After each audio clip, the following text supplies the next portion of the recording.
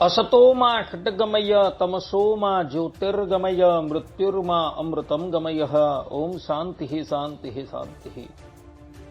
अस्मद्गुरु समारंभां नाथयामून मध्यमां लक्ष्मी वल्लभ पर्यंतां वंदे गुरु परंपरा। Audio book લિજેન્ડમાં આપ સૌનું સ્વાગત છે। હું રાકેશ શાસ્ત્રી આજે તમારી સન્મુખ ફાગણ સુદ અષ્ટમીથી ફાગણ સુદ પૂર્ણિમા પર્યંત ઓલા અષ્ટકમાં માંગલિક કાર્ય કેમ થતા નથી આ ઓડિયો બુક લઈને ઉપસ્થિત થયો છું। તો પ્રાયઃ તમે બધા જોજો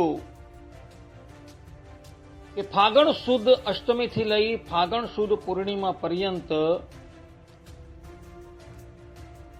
હોળા અષ્ટકમાં 8 દિવસ સનાતન ધર્મના કોઈ પણ વ્યક્તિ માંગલિક કાર્ય જેવા કે લગ્ન પ્રસંગ, જનોઈ, મુંડન ઇત્યાદિ સંસ્કાર, ગ્રહ પ્રવેશ આદિ કંઈ પણ કરવા તૈયાર થતા નથી। એનું શું કારણ? તો આ સંબંધમાં ઐતિહ્ય પરંપરાથી અર્થાત કે ઐતિહ્ય પ્રમાણથી બે કથા ચાલી આવે છે। જે કથા શ્રીમદ ભાગવત આદિક પુરાણોની અંદર જોવા મળે છે। કથા એવી છે કે વૈવસ્વત મન્વંતરમાં હિરણ્યકશિપુ નામનો એક દૈત્ય થયો હતો, જે બ્રહ્માજીના વરદાનથી અજય થઈ ગયો અને ત્રિલોકીનો એક ચક્રી શાસક થયો। એનું સામર્થ્ય એટલું બધું ઉત્કૃષ્ટ કક્ષાનું હતું કે એણે સમસ્ત દેવતાઓના અધિકાર છીનવી લીધા અને એ બધા જ અધિકારનો એ એકાકી ઉપભોગ કરવા લાગ્યો। દેવતાઓને જે યજ્ઞની અંદર આહુતિ પ્રાપ્ત થતી હતી એ આહુતિ પણ એ પોતે ઉપભોગ કરવા લાગ્યો। એણે પોતાના શાસનકાળ દરમિયાન દેવ પૂજા, ઈશ્વર પૂજા, યજ્ઞ ઇત્યાદિકનો નિષેધ કરી દીધો અને જે પણ કોઈક વ્યક્તિએ ભગવાનની કે દેવની આરાધના કરવી હોય એ આરાધના કેવલ મારી જ કરે અને એ ભગવાન તરીકે મનાવવા લાગ્યો। પરંતુ આ હિરણ્યકશિપુના પુત્ર પ્રહલાદજી જેઓ બાળપણથી જ દેવર્ષિ નારદના સમાગમથી શ્રીમદ નારાયણમાં અનુરક્ત થયા હતા, એઓએ હિરણ્યકશિપુના આ આદેશની અવગણના કરી અને એ એકાંતિક ભાવથી શ્રીમદ નારાયણનું ભજન કરવા લાગ્યો। હિરણ્યકશિપુએ સામ, ભેદ અને દામ નીતિથી પોતાના પુત્ર પ્રહલાદજીને સમજાવવાનો પ્રયાસ કર્યો, પરંતુ પ્રહલાદજી માનવા તૈયાર નથી। એટલે હિરણ્યકશિપુએ પ્રહલાદજી પર અમાનુષી એવા અત્યાચાર કરવા લાગ્યા। સર્વપ્રથમ તો હિરણ્યકશિપુએ પ્રહલાદજીને બંદી બનાવી કેદખાનામાં નાખી દીધા। જે દિવસે હિરણ્યકશિપુએ પ્રહલાદજીને બંદી બનાવી કેદખાનામાં પૂર્યા એ દિવસ હતો ફાગણ સુદી અષ્ટમી। નવમીના દિવસે હિરણ્યકશિપુની આજ્ઞાથી એના સેવકોએ પ્રહલાદજીને ભોજનમાં વિષ આપ્યું, પરંતુ પ્રહલાદજી તો એ ભોજન પણ જમી ગયા। શ્રીમદ નારાયણ ભગવાનની કૃપાથી એ ભોજન અમૃત થઈ ગયું હતું। દસમીના દિવસે પ્રહલાદજીને હિરણ્યકશિપુએ હાથીના પગ નીચે ચડાવ્યો, પરંતુ શ્રીમદ નારાયણ ભગવાનની કૃપાથી પ્રહલાદજીનો આબાદ બચાવ થઈ ગયો। એકાદશીના દિવસે વિષધર સર્પો દ્વારા પ્રહલાદજીને દંશ દેવડાવવામાં આવે છે, પરંતુ વિષધર સર્પોના દાંત જે છે એ તૂટી જાય છે, પ્રહલાદજીને કાંઈ થતું નથી. ફાગણ સુદ બારસના દિવસે પ્રહલાદજીને પર્વત પરથી ફેંકવામાં આવેલા છે, પરંતુ શ્રીમદ નારાયણ ભગવાન એઓને ઝીલી લે છે. તેરસના દિવસે પ્રહલાદજી પર શસ્ત્રથી પ્રહાર કરાવવામાં આવે છે, પરંતુ એ બધા જ શસ્ત્ર પ્રહલાદજીના શરીરનો સ્પર્શ થતા ભાંકીને ભૂક્કો થઈ જાય છે. 14મા દિવસે પ્રહલાદજીને ઊંડા સમુદ્રમાં ડૂબાવવામાં આવે છે, પરંતુ પ્રહલાદજી શ્રીમદ નારાયણ ભગવાનની કૃપાથી બચી જાય છે. અને ફાગણ સુધી પૂર્ણિમાના દિવસે હિરણ્યકશ્યપુની બહેન હોલિકાને એવું વરદાન હતું કે અગ્નિ એને બાળી શકશે નહીં, અને એ પ્રહલાદજીને ખોળામાં લઈ અગ્નિમાં બેસે છે. પરંતુ શ્રીમદ નારાયણ ભગવાનની કૃપાથી હોલિકા બળી જાય છે અને પ્રહલાદજી બચી જાય છે. આમ પરમ ભાગવત એવા પ્રહલાદજી પર અત્યાચાર થતા જોઈ સંપૂર્ણ પ્રકૃતિ તથા દેવ સમાજ અતિશય સ્તબ્ધ થઈ જાય છે, અને 8 દિવસ પર્યંત એ લોકો શોકમાં ગરકાવ થઈ જાય છે. અને એટલે માટે આ 8 દિવસ પર્યંત સનાતન ધર્મના કોઈ પણ વ્યક્તિઓ માંગલિક કાર્ય કરતા નથી. આ પ્રમાણેની કથા ઐતિહ્ય પ્રમાણથી જાણવા મળે છે. શિવ પુરાણની અંદર કથા આવે છે કે જ્યારે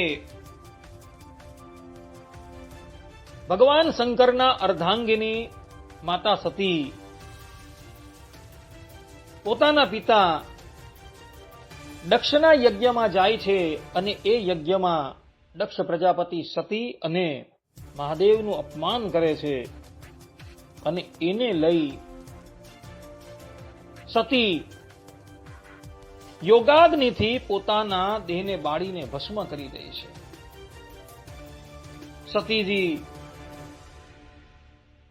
પોતાના દેહને અગ્નિથી બાળીને ભસ્મ કરે છે. એ સમાચાર પ્રાપ્ત થતા ભગવાન શંકર સર્વપ્રથમ તો દક્ષના યજ્ઞને વિધ્વંસ કરે છે, અને પછી સતીજીના વિયોગમાં એઓ હિમાલયની એક ગુફામાં દીર્ઘકાલ પર્યંત સમાધિમાં ગરકાવ થઈ જાય છે. સમાધિમાં જગા અગાઉ આ ધરાતલ પર એક તાળકાસુર નામનો દૈત્ય પ્રગટ થયો હતો, અને એણે ભગવાન શંકરની ઘોર તપસ્યા કરી હતી, અને એણે ભગવાન શંકર થકી એવો વર માંગેલો હતો કે હું તમારા થકી જે પુત્ર પ્રગટ થાય તેનાથી જ મૃત્યુ પામું. અને ભગવાન શંકરે એને એ વરદાન આપી દીધું હતું, અને ભગવાન શંકર પછી સમાધિમાં લીન થઈ ગયા. હવે ભગવાન શંકર તો વિધુર થઈ ગયા છે,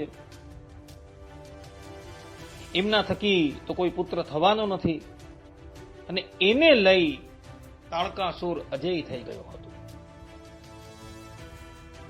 હિરણ્યકશ્યપુની જેમ એણે સંપૂર્ણ ત્રિલોકીને સર કરી દીધેલી છે. ભગવાન શંકરનું વરદાન હતું એટલે કોઈ દેવતાઓ એનું કાંઈ કરી શકતા ન હતા.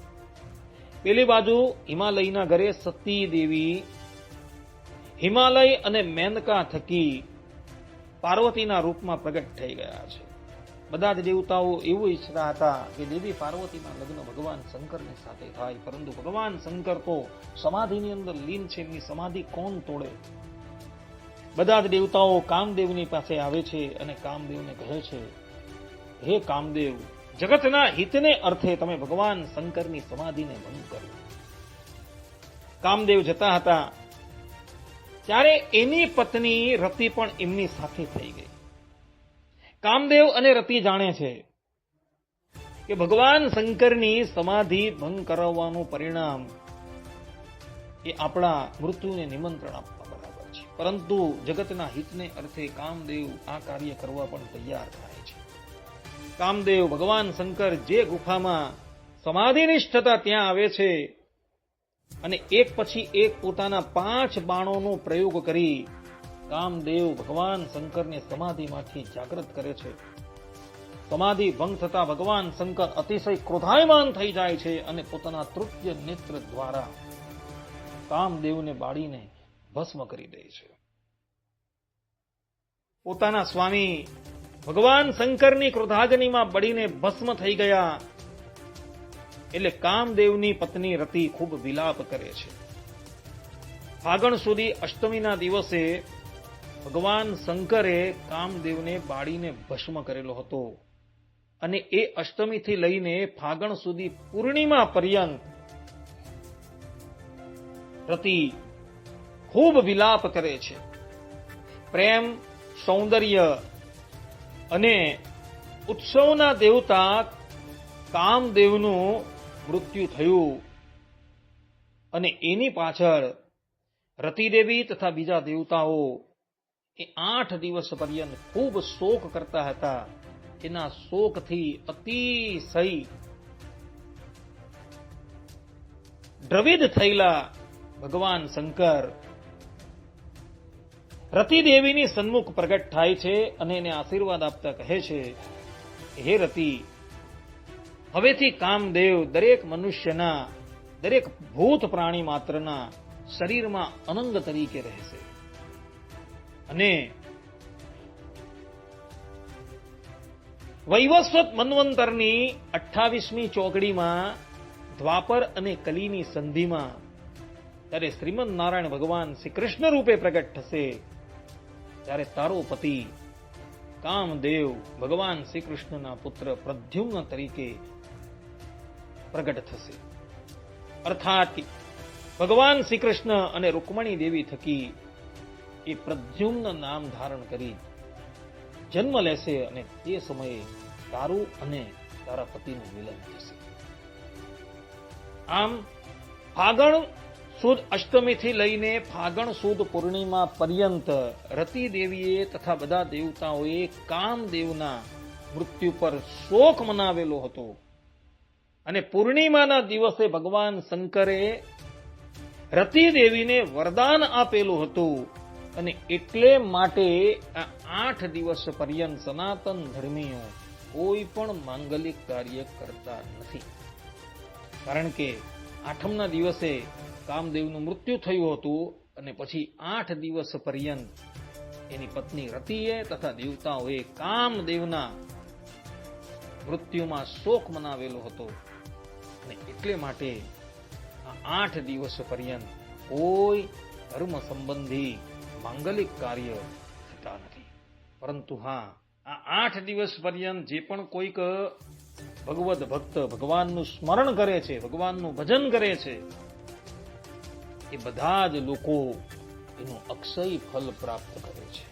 આ 8 દિવસમાં જે પણ કોઈક વ્યક્તિ દાન આદિ સત્કર્મ કરે છે તેનું પણ તેને અક્ષય ફલ પ્રાપ્ત થાય છે. માટે ભક્તો આ હોળા અષ્ટક દરમિયાન કોઈ પણ માંગલિક કાર્ય કરતા નહીં, પરંતુ ભગવાન સંબંધી ભજન છે, કીર્તન છે, ભગવત સ્મરણ છે ઇત્યાદિ કાર્ય કરજો તથા દાન આદિ પુણ્ય કર્મ કરજો. તમે એનું અક્ષય ફલ પ્રાપ્ત કરશો. આ પ્રમાણે ફાગણ સુધી અષ્ટમીથી લઈને ફાગણ સુધી પૂર્ણિમા પર્યંત જે હોળાષ્ટક આવે છે તે સંબંધમાં જે પણ કંઈક કથા છે એ કથા અમે તમારી સન્મુખ ઉપસ્થિત કરેલી છે. આટલું કહી હું મારી આ ઓડિયો બુક લિજન્ડને અહીં પૂર્ણ કરું છું. સર્વે સંતુ નિરામયઃ, સર્વે સુખીનો ભવંતુ, સર્વે ભદ્રાણિ પશ્યન્તુ, મા કશ્ચિત દુઃખાગ ભવેત. અસ્તુ. જય સ્વામિનારાયણ.